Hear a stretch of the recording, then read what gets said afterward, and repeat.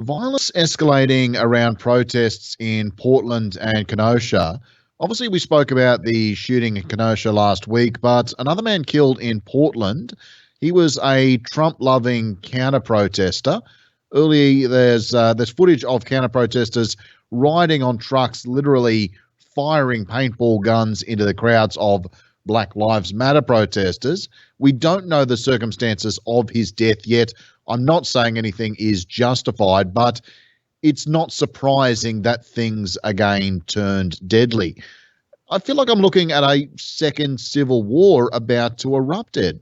Well, it feels like that. Uh, and remember a couple of weeks ago, I said Trump or any rat will do vicious things. We're in a corner. I think these militias coming out for Trump are the corner. They don't have any polls that say they can win. They're trying to scare the American electorate into a victory. Thus far, like the visit to Kenosha that Trump took, he drew more fire and heat than he got anything from. He even used a guy who used to own a photography store to say that he was the current owner that burned down, and that fake news is out there making him look bad. The polls have not moved 1 inch from his visit, and now Joe's going there.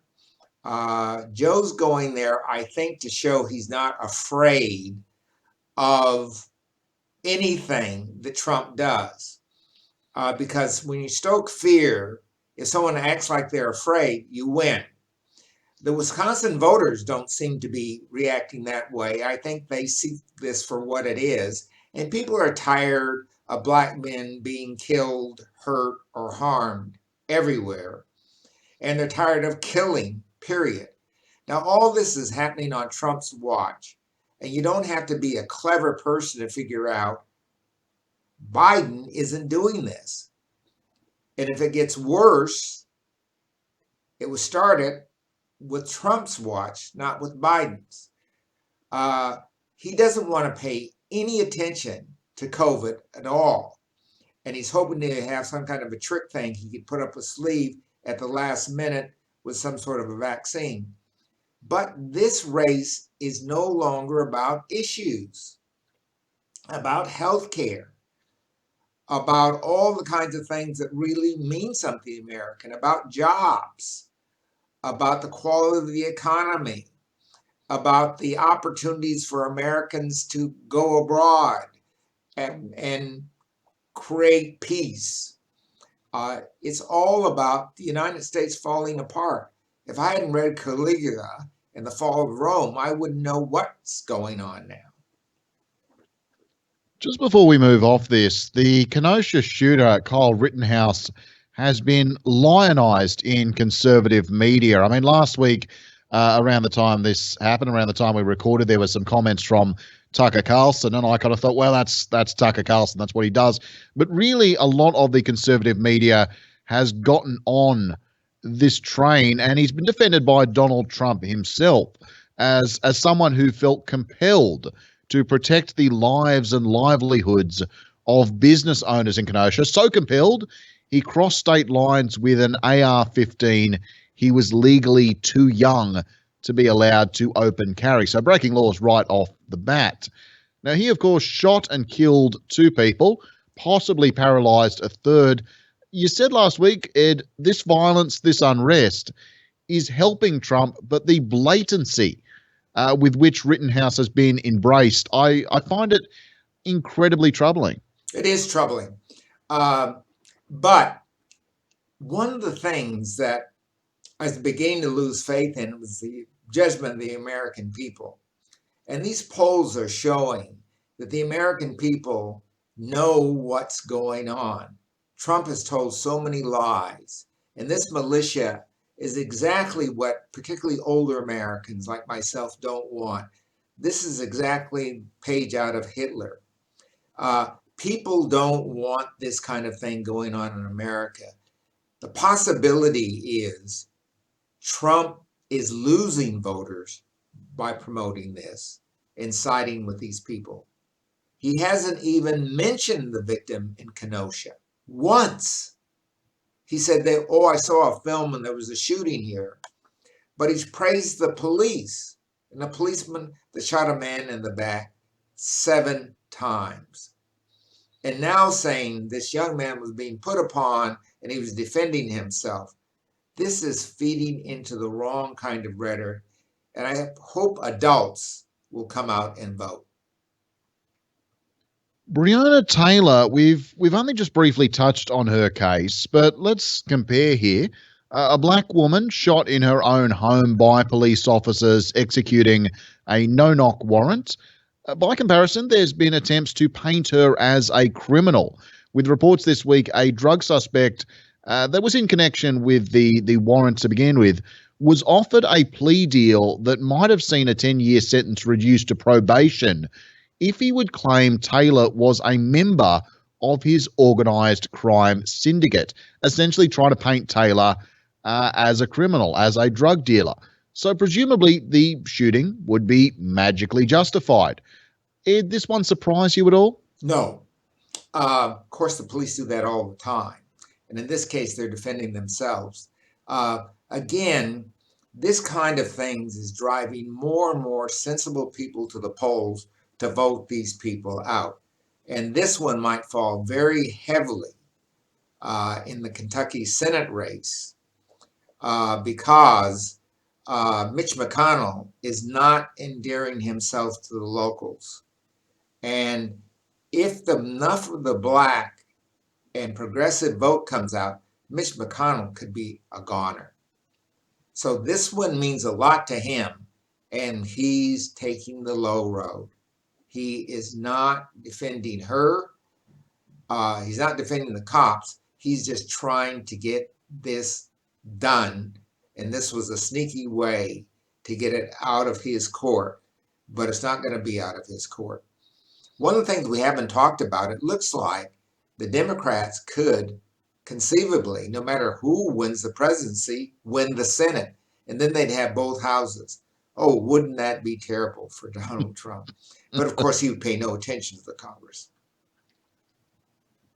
Looking at perhaps actual crimes, in the ongoing saga of Trump's tax returns, a federal court has granted Trump a reprieve over his tax returns being released in a fight Trump has threatened to take to the Supreme Court. This means we won't see the returns before the November election. It blows my mind that his supporters don't care at all about this when Trump claimed he'd be happy to show off his tax returns, in 2016, and now he fights and fights to keep them under wraps. I mean, how you see this and just I wonder if he's hiding something. I don't know. He lies about everything. He's lied about his school grades. He's lied about his military record. He's lied about everything. Has it made any difference? No. That is a troubling issue. Many Republicans are coming out because of these lies. This court case, I don't understand because the Supreme Court already said where this should be determined. But I think it's because there are some Trump appointees on one of the circuit courts. They got some judge to hear it, and they'll hear it. They might come down exactly where they came down before, but it keeps it out of the newspaper before the election. I don't think it was going to get there anyway. But there's more bad news. Apparently, one of the people working in his campaign for the inaugural event has just been indicted. So Trump bad news every day with respect to people around him. He's not draining the swamp. I think he's creating a swamp. On COVID, the United States will not join the World Health Organization on developing a vaccine for COVID-19. No, it's the distribution of the vaccine. It's not the vaccine itself. The idea was to make sure that the small countries got their share of these vaccines, and which means the big countries have to give money or give up something, or give up some space in the vaccine inoculation programs. The United States says they don't want to play ball. This just makes the United States look bad. Uh, but I think the Chinese are doing the same thing by using their own vaccine and not making it available. If they are making theirs available, this just makes the United States look bad and petty. Hurricane Laura, Louisiana and Texas have been rocked by massive winds, crushing rains, leaving 19 dead, huge swathes of damage. Some in Louisiana going to be without power for weeks. Ed, this is an area I know that you know very well. What do you make of recovery efforts so far? Uh, well, these floods have been very serious. The water's been very deep. Fortunately, a lot of channel clearing and things has been done over the years, and the roads held up pretty well, and the disaster response has been pretty excellent, actually. Uh, the number of lives lost is large, but not as large as it would have been uh, prior to 2005 when we didn't have all this stuff in place, and the emergency services are in place. And there has been a lot of heroic stuff being done by the military again on their own. So it's a tough one. Uh, the reports were when I went down to Katrina in 2007 that 2005 disaster was the beginning of many, many more coming more frequently, more violently, and through more courses. They used to hit Louisiana almost all the time, but now they're moving farther west. They might get as far west as West Texas before we know it. We're seeing the same thing here in Australia, that these disasters are coming more frequently. They're harsher. Uh, they hit a smaller area, but they do a lot more damage. It's we're going to have to change our vocabulary. These are normal events now, and we're going to have more pandemics. I think we're just going to have a new normal. Um, but fortunately, the preparation in the case you just mentioned was pretty good. Just briefly overseas, Japanese President Shinzo Abe is stepping down from the role due to concerns of ill health. He's been a steady hand at the till when there's been a great deal of uncertainty coming out of the Asia region of late. Any thoughts on his retirement? No, but I have a good colleague there, and I'm going to try to do some research this week on this. And I should have done it earlier, but I was pretty busy. I think Shinzo Abe has actually been kind of steering that government in the right direction because he doesn't have a pure majority. And I think this has been very tiring. His way out was to have the Olympics and then he could step out and grace. He has no really strong uh, person who could follow him. Uh, I think we might even see, because there are some strong women who've been in the party for a long time, stepping forward. It would be great if Japan could come up with a female leader this time. And looking at the race this week, I hate talking about polls, but let's talk about polls. Biden is coming out ahead in swing states. His lead is still looking good. But Trump did get a, well, not very significant bump, but a bump off the convention. His name spelled out in fireworks by the Washington Monument. It's a compelling image. And the gap has tightened, making some concerned Biden has plenty of time to blow his lead. Any thoughts? Well, this is one that frightens me, really. Um, it's a kind of thing where the team behind will throw everything into the game and you don't know what's going to come next. You have to be prepared for everything at the same time, run an offense like you were behind. I think that's what the Biden team is beginning to do. I wouldn't be surprised to see the Obamas on the campaign trail. Harris will obviously be out there.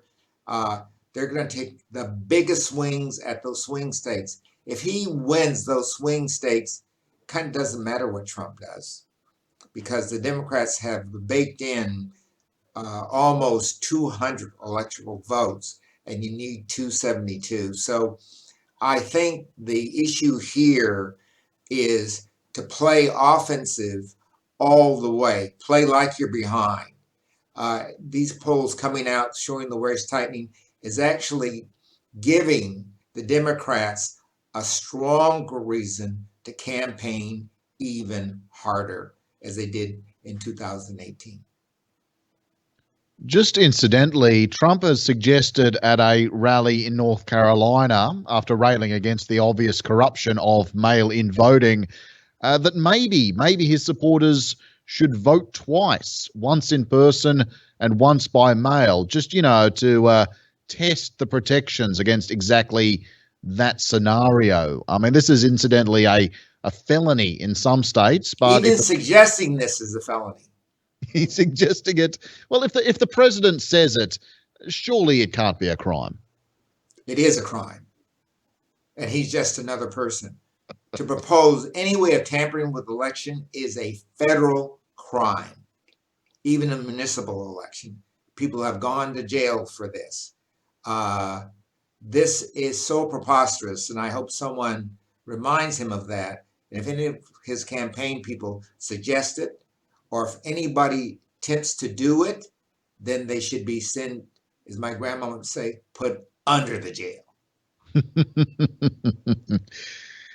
And then just to leave us, obviously a historical one, but next week we are coming up on the 19th anniversary of 9/11. If you can believe it's been 19 years. Now, obviously, we're going to see some remembrances and such. 9/11 was kind of a time where the country did come together originally in shock, in grief, and I think you can argue it all went pretty quickly wrong after that. But with all the division and protests, violence, what do you think the remembrances are going to mean this year? It's going to be kind of interesting because the president usually makes a speech at ground zero. But what if he's not invited? If we become that politicized that the president would not be invited to make the ground zero speech? I don't know. That'd be a shame. As much as I hate to see him do it, I think he should do it. It is a presidential speech, and it would be appropriate to have him do that speech. If he turned it into a political speech, he'd be booed out of New York. So, as a matter of fact, I don't know if you can get into New York without a visa these days. But this is going to be a very different kind of celebration because people are feeling that the country's going in the wrong direction. Almost 70% of the people feel the country's going in the wrong direction. Well, we will wait and see, of course, but yeah, it's going to be a difficult one. Ed, thanks very much, mate. Thanks for joining us again this week. Thank you. Let's hope we have some good news next week.